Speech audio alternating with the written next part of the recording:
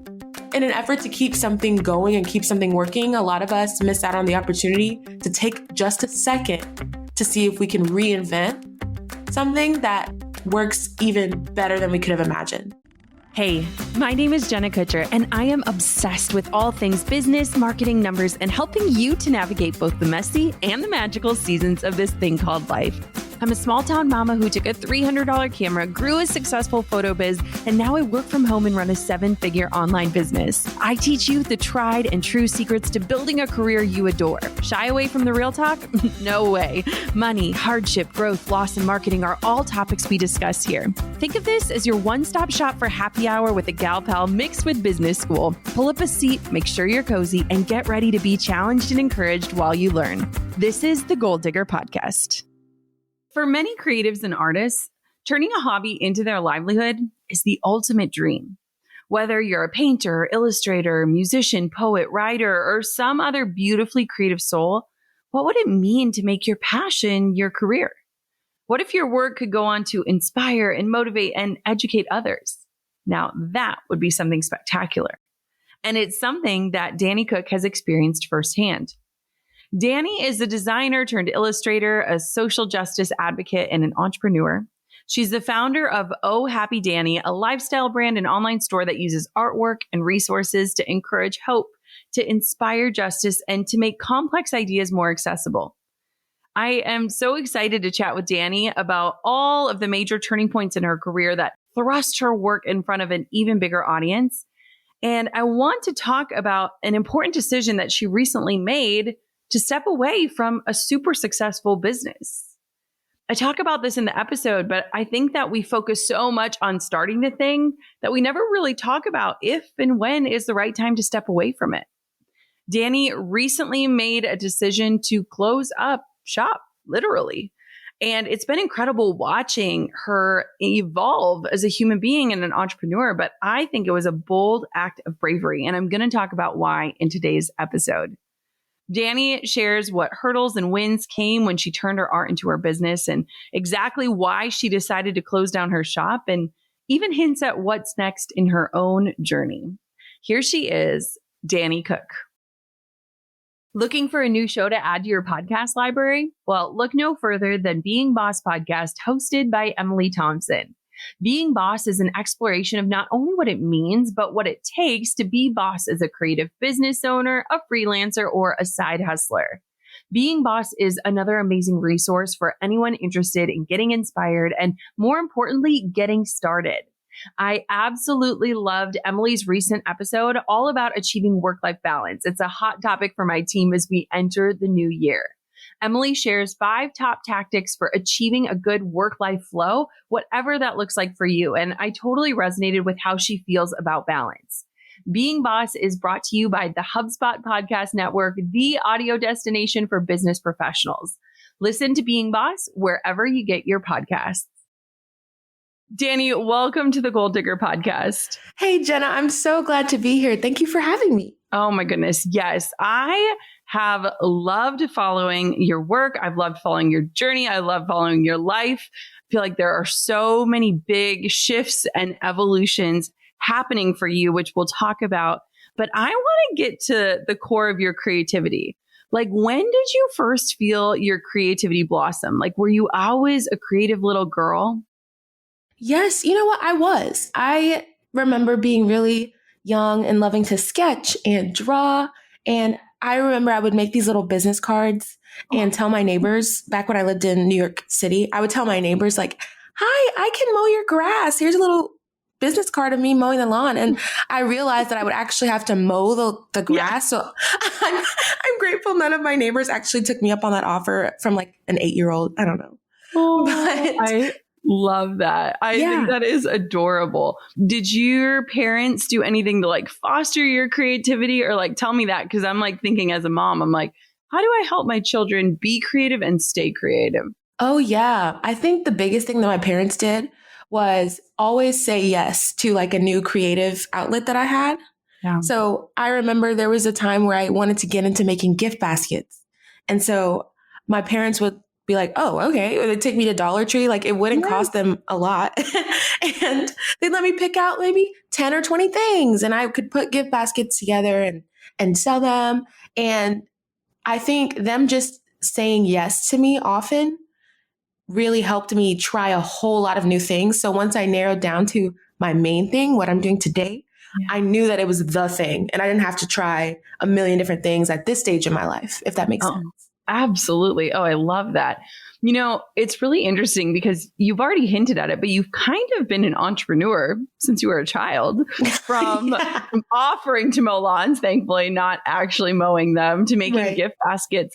Were your parents entrepreneurs? Where do you think that entrepreneurial spirit came from? Ooh, that's a good question. My parents are both immigrants. So I'm a first generation American.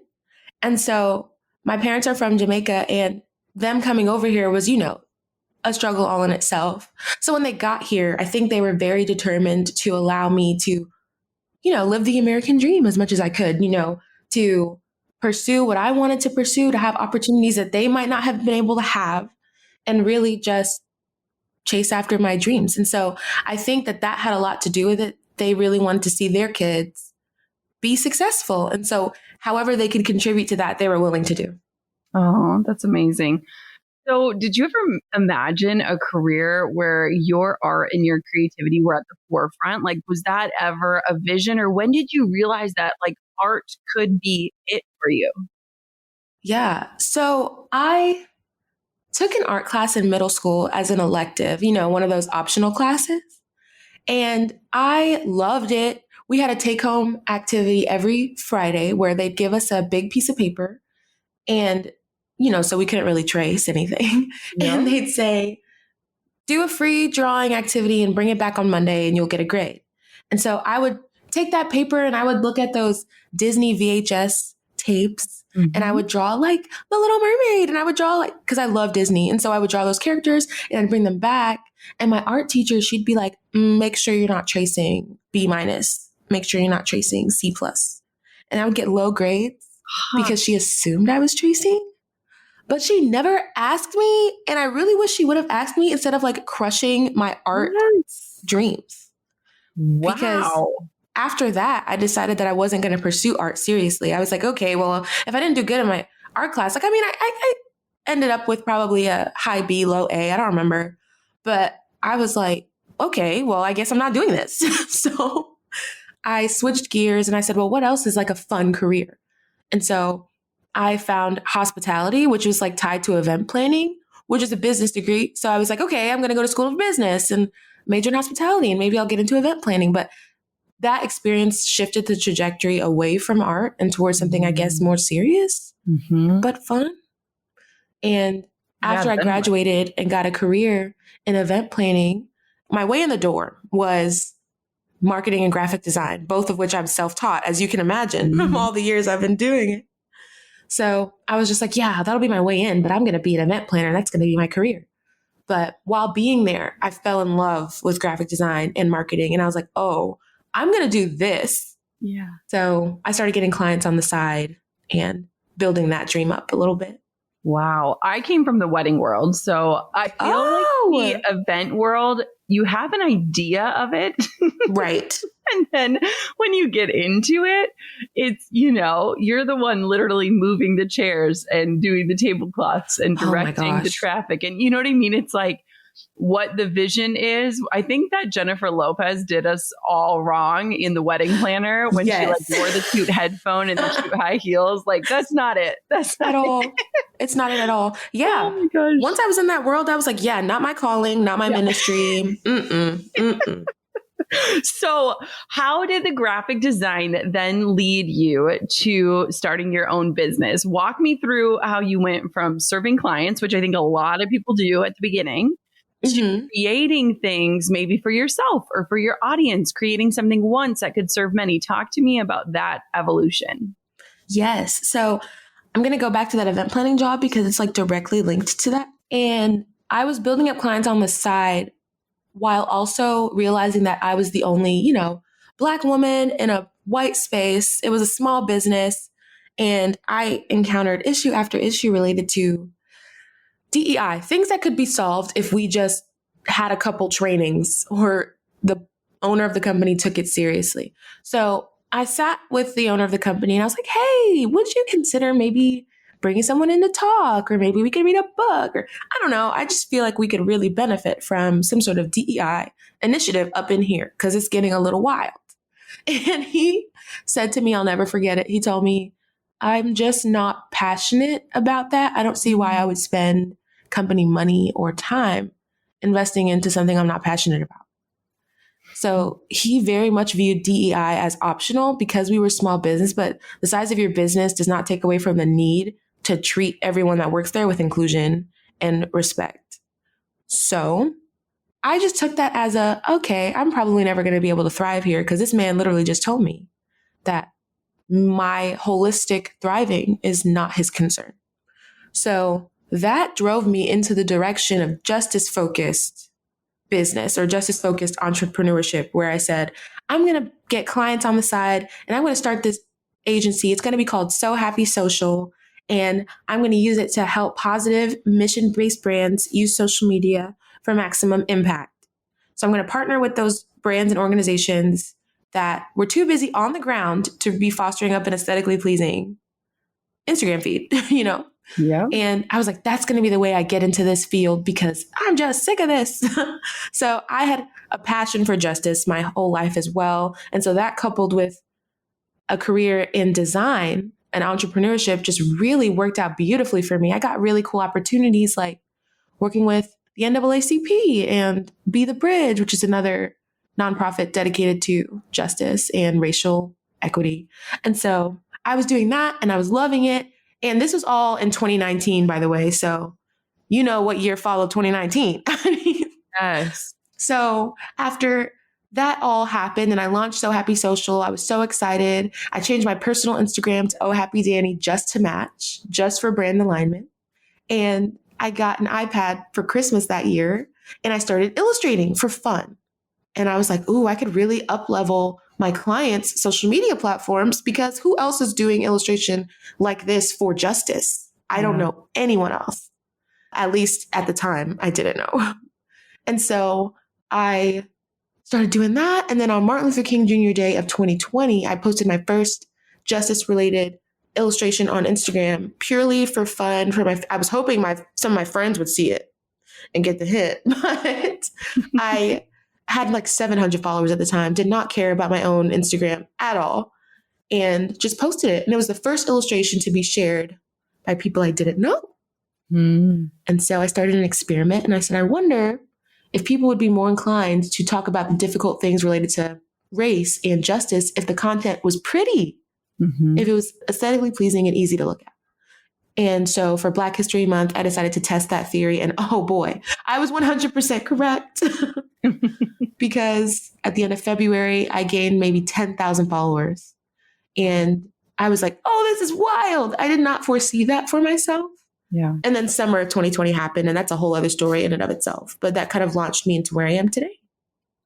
So did you continue serving your clients with your social media services, or did you recognize, wait, this is so much bigger than that, and I've got to figure out how to, leverage these new eyeballs in a way because they're paying attention, which was really the goal. What was that thought process like for you? Yes. So March of 2020 actually made me stop working with those clients because I lost them all because of COVID. Yeah. Everyone pulled their social media because they were like, we have to cut every unnecessary expense. It's a global pandemic. Little did they know. Yeah. Wow. That was the one thing they probably should have prioritized keeping, of course. But yeah, I lost all my clients. And I was like, well, that stinks. But in March, like I said, I had maybe a little over 10,000 followers and I started getting requests for custom illustrations from different brands and small businesses, not really like big brands or anything, but small businesses. And so I was like, oh, I guess I could kind of pivot to that. And it worked out very well. I started to be able to do a lot more of that and still pay my bills and all that. And I was living with my parents at the time because I was still pretty, young. And so that worked out as well. And then when summer happened of 2020 and we saw the deaths of George Floyd, Ahmaud Arbery, Breonna Taylor, and the conversation of racial justice took center stage again. Because I had been drawing about racial justice for months and months, all of my illustrations went viral at one time. After one piece went viral, people came, saw that I've been drawing about it the whole time, and everything went viral. And so I gained like 300,000 followers in 1 week. Whoa. Would not recommend. I know people want to go viral so bad. Talk about that. Yeah. Yeah. It's overwhelming. I went viral for a very different thing, but it is, no one can tell you what to do because no one knows. No one knows. You're jumping on a spaceship and you don't even know where you're going, you know? Yes, absolutely. And at this time, you know, not a whole lot of people were jumping into illustration related to social justice and Black Lives Matter movement because you got to be very, it's one of those things that you got to be very nuanced and particular with. Yeah. Right. So like you said, there wasn't hardly anyone that I could look to and be like, so how do you handle your illustrated infographics going viral on Instagram? And like, I had Instagram, people from Instagram setting up meetings with me. Like, can you talk to us about what's going on? Because we've never seen this. So there's that, like, oh, cool. The art is reaching so many people and touching so many lives. And then there's also, oh, I'm getting harassed and people are attacking me every day. And I'm getting 10-page documents of why I'm wrong being emailed to me. And it's just a lot because going viral and dealing with all that is one thing. Dealing with that in the middle of a global pandemic and a racial revolution is another thing entirely, because there's grief that you're also working through and there's loss and there's hard topics that you're talking about. And so I was able to do what I could do for a while, but it quickly got overwhelming. I burned out a couple of times. I had to really dial back and let the people know, you know, I'm not a resource, I'm a person. Yes. The content that I create is a reflection of who I am and what I know at this point in time. And if that doesn't fully serve you, that's okay, because that's not, my job is not to be able to fully serve you. And so I had to make boundaries really early on. What did you know, I'm just thinking, because my own viral experience is very different and not at all comparative, because I just think about what you just said, the heaviness around why you were going viral and the reality of like the realization that you have had for a long time, but now everyone is waking up to it, which is beautiful and also heavy. And so how did you navigate, you know, all of these opportunities coming in and all of these, you know, emotions? I have to imagine it was very high highs and low lows. What did you do? Yeah. So there were a lot of different things I learned quickly how to navigate. One was people who are acting like they want to help you, who want something out of you. And you'd be surprised, even in a climate that we were in at that time with the severity of the subject, you would assume that people wouldn't be reaching out to try to take advantage of me, but not true. So there's navigating what actual help was versus people who were just trying to take advantage of me. And then there was brands reaching out. Like I had a brand who wanted me to do like a show. I was like, hold on. It's literally July 2020. Like this thing is just getting started and you want to put me on a show? I really don't even feel like you understand the gravity of this, you know, like, so there's different, I had to sift through. This brand really is trying to put out messaging that they care about this. This is an option of a brand to work with versus this brand wants to take one of my art pieces that went viral and slap it on a insert object here so I don't get anyone in trouble. And purely they want to call it, you know, the BLM collection. So those two are not the same. And I had to learn on my own, really, to navigate what that looked like. It really just came back to what were these brands saying, but also what were they doing behind closed doors? Like, what were the numbers? What were the opportunities that made sense for me that were not predatory in nature? People who wanted a lot and wanted to pay a little, you know? And someone who's working in the justice space, that doesn't mean I don't have bills to pay. and I don't need to put food on my own table, you know? Yeah. So there was a lot of different stuff to navigate early on, definitely. Trust me when I say I am not the most tech savvy entrepreneur out there. Like, you will not hear me saying it's almost too easy when I'm talking about tech, because tech usually isn't easy, especially for me. Tech for me is usually too complicated, too busy, and too frustrating when it should be just plain easy. Until now, HubSpot's CRM platform is ridiculously easy to use, learn, and love. That's because it's a handcrafted, sophisticated system designed for the way teams actually work, not a bunch of cobbled together tools that don't work well together. With a suite of powerful tools that seamlessly connects your teams and customizable hubs that you can add or subtract as you grow, it's not almost too easy to use. It's easy to use, period. Imagine giving your clients a delightful experience and having a delightful time doing it. Learn how HubSpot can help your business grow better at HubSpot.com. True or false? Pinterest is just a social media site. Well, that's actually false. Pinterest is also a powerful search engine. And while you're busy pinning outfit inspiration, home decor, and the perfect margarita recipe, your people are trying to find you on the platform and they can't. Don't let them walk away with pinning your brilliance to their inspo boards. Let me give you my ultimate cheat sheet to Pinterest for free. In these 7 pages, I'll walk you through Pinterest and show you why your business needs to be using the platform, not just for social purposes, but to drive intentional traffic to the things that you're working so hard on. My guide is free for goal diggers at jennakutcher.com/alt Pinterest guide. That's jennakutcher.com/ULT Pinterest guide for my advice on where to start and how to strategize Pinterest for your business. Happy pinning. From a business standpoint, because you're creating these infographics that for people to use, share, leverage, it's free. So how did you transition that in a way to pay your bills and make it an actual business? Because what we see today is very different than what we would have seen in 2020, which was also very different than what we saw in 2021 and 22. So like, I mean, I feel like you've lived 8 lifetimes in the last oh my gosh, yes. 2 years. You know, when you think about all of the evolutions that you've been through, but where did you start to monetize and really say like, no, you need to pay for this? And what did that look like for you? Yes. Oh, I love talking about the business side of this. Okay, and good. I hope I was like, I don't know if that's inappropriate to ask, but like, oh no, at some point you got to start charging. People don't ask me about the business side enough. So you're about to get everything I wish people would ask me.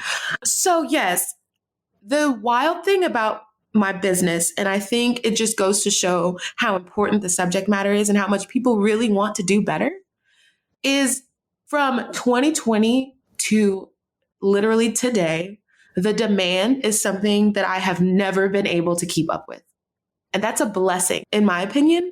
But it was also so difficult. So imagine me, all this art going viral. I don't know what's going on. I'm on the Today Show. And then all of a sudden people want art. So I took 3 of the most popular designs and I turned them into prints. I had really nice people who own shops telling me their favorite companies to get stuff from. And that leads me to this first side point. That's not the main point. I learned really quickly that being a gatekeeper doesn't serve anyone. There's certain things to protect because of the proprietary nature, like you're a brand. But then there's other things to where there's people who are just trying to figure out these early steps, and the help that I was given from small business owners changed the game for me. And I want to be someone from here on out, or continue to be someone who's not afraid to share and help other people. So anyway, I got so much help and I had so many different vendors to choose from. So I picked a certain vendor and I produced 3 prints. And Jenna, I called it a pre-order, but I only bought like 200 of each print. And I just wanted to see like if people would actually buy it. Proof of concept, baby. I was like, that is not a pre-order. That is not what that is. But listen, I was teaching myself out here. We don't know what we don't know, Danny. We don't know. So imagine my surprise when I post available now for pre-order. And all the prints gone in 10 minutes. Yeah, of course. 10 minutes. That might even be generous. So I'm like, okay, crap. Well, they're confused because I said the pre-order is sold out and they know that doesn't make any sense. And so I had friends help me pack those and send those out. And then I ordered a whole lot more. And then the journey began of me hiring friends and us packing in my parents' dining room hundreds and hundreds and hundreds of prints to the point where it just was quickly unsustainable. Like, I'm supposed to be drawing right now. Like, we're in the middle of a racial reckoning and I can't be sitting here packing these prints. So we paused the shop and I said, let me give me some time to build something up, get more designs, and get a website together. And so the website was ready, I think, in November of 2020. And I opened it up. And from then on, I had a shop. So that official opening of the Oh Happy Danny shop on my website had maybe 8 different print designs. And I loved it. I thought it was so cool. And then I was able to hire another person. And I had somebody doing the shop and someone doing admin. And then me, it was a small team of 3. And I was like, oh, so cool. And it was cool for a little while. Yes. And I'm sure you have other questions because I could keep going, but that's kind of how it started. That's how it started. Yes. Oh, I love this so much. And Danny posted something early in the summer and I reached out to her the second she posted it because I was really inspired by it. And what it was, and I want you to tell it in your own words, but just that she was choosing to close her shop. And I knew how successful it had been. I knew that she could keep that engine running for years and reap the reward of it. And I was so inspired, Danny, because I feel like I had this amazing expert on my podcast once, Dr. Maya Shanker, and she talked about this idea of identity foreclosure. And the notion is that we hold on to things for too long because our identity is wrapped up in them. And I saw your act of saying, hey, this was great and I'm going to shut it down. And I saw that as an act of bravery in a sense of saying my identity is not wrapped up in this. And I know I can reinvent myself in a million different ways. And I can't wait to see what I do next. Walk me through that decision, because I think as entrepreneurs, a lot of times it's easy for us to, not easy, but it's an easier decision to leave a 9-to-5 or something that we don't have that ownership around. But it's a lot harder to step away from something that you've built from the ground up. So tell me about that. Absolutely. Yes. I closed the shop and I don't regret it a bit. I loved the journey that it took me on, but I will say, once we got into 2021 and I looked up and realized that I had hired people and this was a thing now. I'm running a business with employees who are affected by my decisions. And I quickly realized how much of a bottleneck it was because injustice never took a break. And I'm here trying to conceptualize and speak to the very difficult things happening in the news and in the world. And at the same time, I have all this technical business owner, CEO type stuff to attend to and to deal with. And at the same time, I'm doing brand deal after brand deal, speaking engagement after speaking engagement. And then business stuff would get really hard. I'm sure you know the ins and outs of the kinds of things that I'm talking about, things that are so unexpected. And I was being pulled in a million different directions. And I had to sit and decide, okay, I'm being pulled in all of this and every single thing here can make me successful. Every shop launch that I had, at least 5 figures every time. The shop each year, multiple 6 figures. I could have kept going and it could have been amazing. Because the only reason why I'm sure it didn't even get bigger than it was because I didn't want to scale. Every time I was presented. Yeah, exactly. Not in a bad way. It was just you saying, I don't need this to be bigger. Yes, I didn't want to. Exactly. So every time I was presented with an opportunity to scale, I was like, well, no, because that sounds like a lot. And so you can imagine I'm now running a business that's at its max. Yeah. I am burnt out completely. And I have all these other parts of my life that are losing the best of me because I'm giving the best of me to this business. And my friendships were suffering. I felt like I didn't even have time to go outside. I got in therapy and I was like, I think I need to do better at self-care. And she was like, oh, honey, we're not talking about self-care right now. You don't even sleep on time. You don't even eat We're talking all about your the meals. basics of being a human first. Yes. She was like, self-care is not the conversation. And so I quickly knew that I needed to choose myself. And so imagine running a successful business and waking up one day and being like, oh, I don't want to be a CEO. Mm-hmm. Huh? How do you do that? And so I realized that I'm not saying no to the shop for forever because I did find so much joy in so many parts of the business, but I knew that I needed to pursue other dreams. And, you know, I have a fiance now. I'd love to be able to spend time with him. I'd love to be able to like date him. We've been in a long distance relationship this whole time. So I'm like moving. How exciting is that? You know? Mm-hmm. And these are all the things that are going on in my mind as I'm getting ready to make this decision. I'm like, I'm about to move. I'm in love. I have other dreams that I'd like to pursue. I'm tired. And so I said goodbye to my team and I closed the shop, and it was what was best for me at the time. And I'm very grateful for the opportunity and for all the people who loved the shop so well and supported it so well. There was never a day where I was like, this shop is not going well, because it always did. I just think, gosh, I'm like listening to this and I have goosebumps because I just think this is such a powerful and necessary conversation. And, you know, we all hear those statistics of like, you know, 1 in 5 businesses don't make it past blah, blah, blah, and all these things.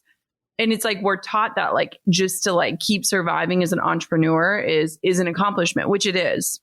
Mm-hmm. But to step away from something that is very successful and to just say, I'm going to choose me right now. Like that is probably one of the best messages we've ever had on this show. And I also love too that you said, I'm not saying no, not ever. I'm just saying no, not right now. Mm-hmm.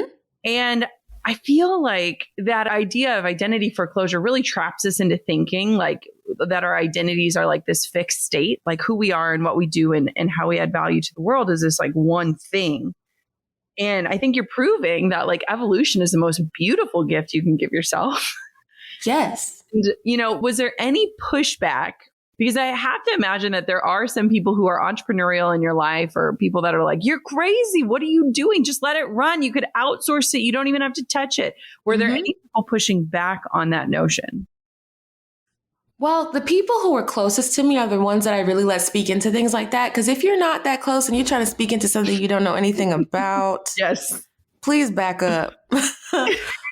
But the people who were closest to me, they saw the effect that it was having on me. So at that point, the money didn't matter. The possibilities to do XYZ with it didn't matter. They're like, oh, you need to jump ship. My therapist was like, please, you have to figure out a way. Something in your life needs a hard stop. And my health was also at risk. There was so much going on behind the scenes. And so in my mind, I'm like, oh, but what about digital downloads for my art? And what about blah, blah, blah? And, you know, there's so many things that I probably could do right now. Passive income is possible in so many different ways.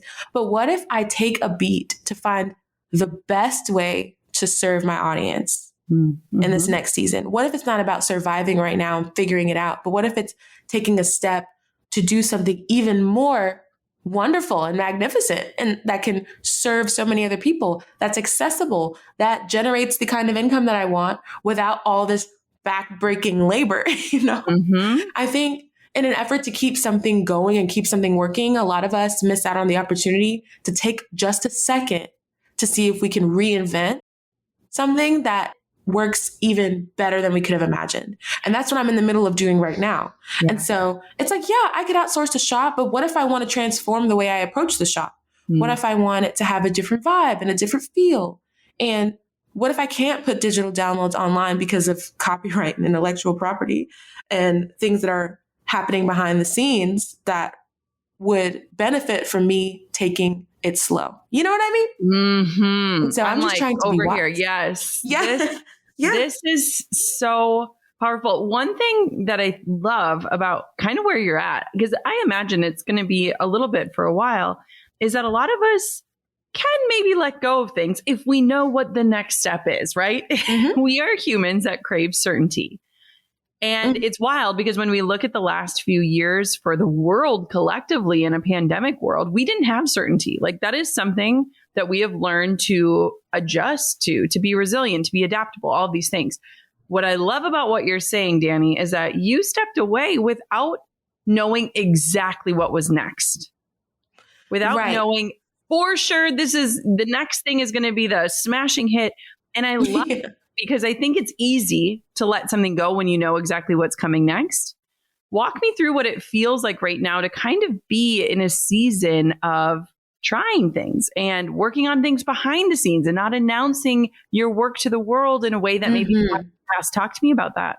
Yeah, I love that differentiation that you made because I have always been, and I honestly still am, the kind of person that makes sure that there's at least a safety net. So when I left my event planning job, I had a savings account of several paychecks or partial paychecks just in case So Happy Social didn't work out the way I wanted it to. And to this day, I haven't had to use it for any kind of emergency because the dream just really took off in a beautiful way. And at this point, yes, there are unknowns. And yes, there are also things that are a sure thing that behind the scenes I'm working on. So, I'm not going to take a leap that could result in me just being completely broke and never having anything. There's wisdom in really navigating like my financial next steps. And so some of those are set in stone because of some projects that I'm working on behind the scenes, but it takes so much discipline to, even if something is happening behind the scenes, to be okay with not announcing it to the world. Yes.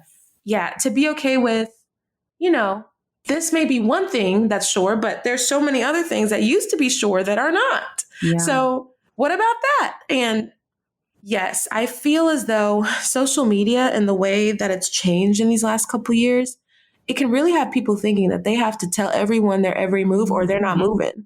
Mm-hmm. Yes. Yes. So, yes. So I had to really dial back from that and be like, what if I didn't do that though? What if I dived into creating the kind of content that I wish I had capacity to create this whole year?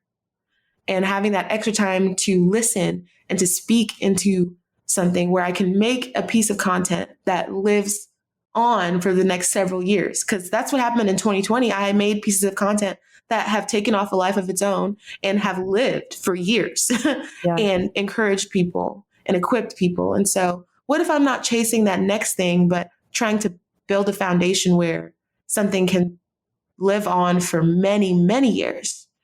And that's what I want to do. I kind of want to, instead of growing, up really quickly, I'd like to grow down a little bit and get some roots going. And I know that if I water it and I take care of it, then I will see the fruit of that and it will blossom. And in a way where, like a tree, for years and years and years and years. And so I think we're so used to chasing the quick and the hustle and the grind and the now. And I did that for a long time. And I'm ready to try something new and something that I know will keep producing beyond even me. That right there. I mean, that could be a mic drop moment, except for I have like 2 more questions for you.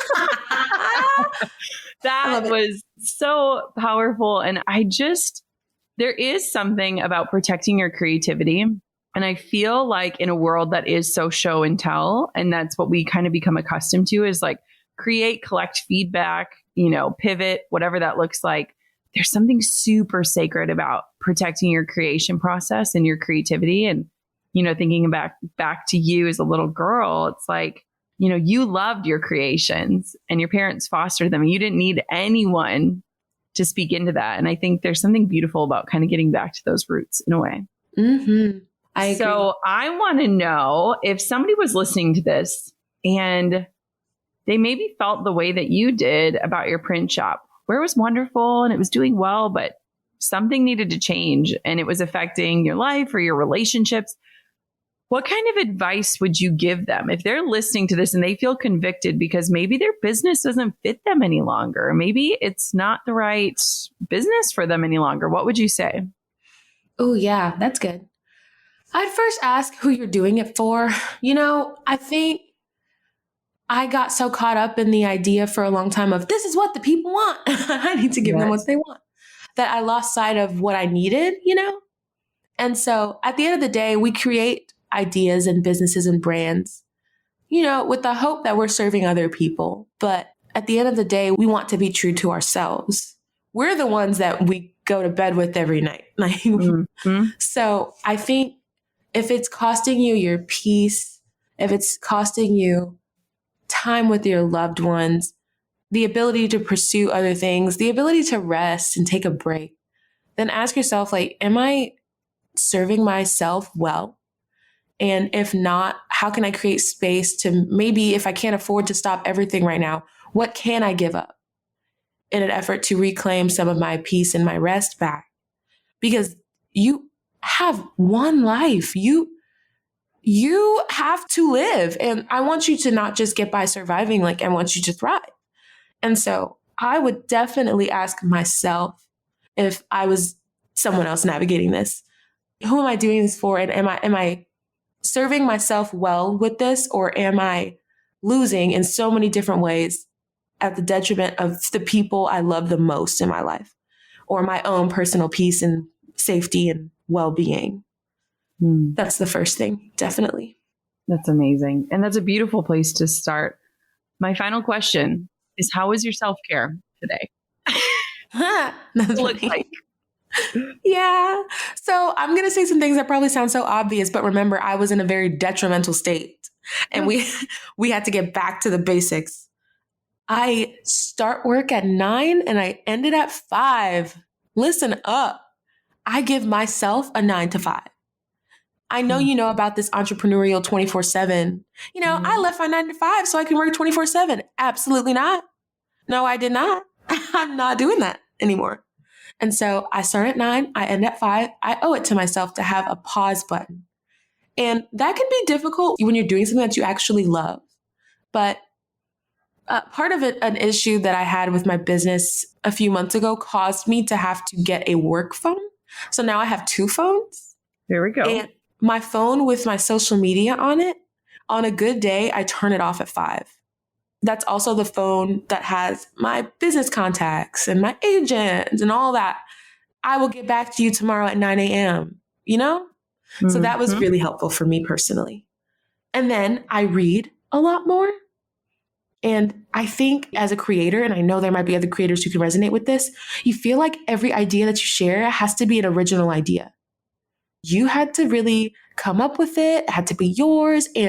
And that's how you build a brand. But I'm quickly realizing, especially in the field of justice work, that there's so much beauty in honoring and soaking in the words of the people who came before us. Because a lot of the times we're not always imagining something new. We're reimagining something that has already been here.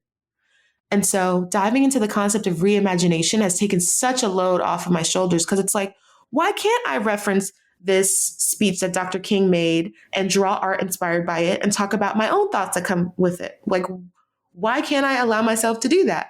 I would struggle with the balance between reimagination and having to come up with something brand new. So anyway, I really think that self-care for me has looked like soaking in the words of those who have come before me. And if it naturally leads to inspiration for new art or new words or new ideas that could serve other people, then I allow it to naturally flow there. And I don't break my back trying to consistently reinvent the wheel.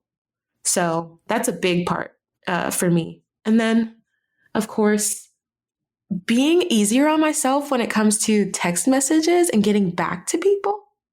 People in my life now know that Danny loves you and Danny will text you back, but she's going to give herself grace to not do it right at the moment that you texted her. And it's just these little changes that have just really brought me back up to, sea level. Love that. Yeah. Where can everybody find you and connect with you and learn more about you and watch whatever happens next? Give me all the places. Yes. So you can find me everywhere at Oh Happy Danny. So that's Instagram and Facebook and Twitter and TikTok. And yeah, ohhappydanny.com if you want any more information about what might be coming next. Thank you so much for coming on the show. This felt very special, and I am so excited for our audiences to get to hear this part of your life and this conversation. So thanks for coming on. Of course. Thank you for having me. Wow. That was incredibly powerful and almost like a permission slip for you. If you're listening to this and you're thinking, well, it's working, so shouldn't I be happier? Or it's successful, so why would I step away? But I feel like today's episode has a really powerful message for us all. That the gift of evolution is one you should bestow upon yourself, one you should invite into your life. And that if something that you started, something that is working, no longer serves you or fits into the life you want to have, it's okay. In fact, it's even brave to step away. I really loved this conversation, and I hope that you go and support Danny and follow her wherever she goes next. Thank you so much for listening to another episode of the Goal Digger Podcast. Until next time, keep on digging your biggest goals. I'm over here giving you a virtual high five because you just finished another episode of the Goal Digger Podcast. Did that go by way too fast for anyone else? If you want more, head over to goaldiggerpodcast.com for show notes and all the discount codes from today's sponsors. And if you're looking for a new crew of movers and shakers like you to bounce ideas and ask questions, be sure to join my exclusive community for Goal Diggers on Facebook. The link's waiting for you at goaldiggerpodcast.com.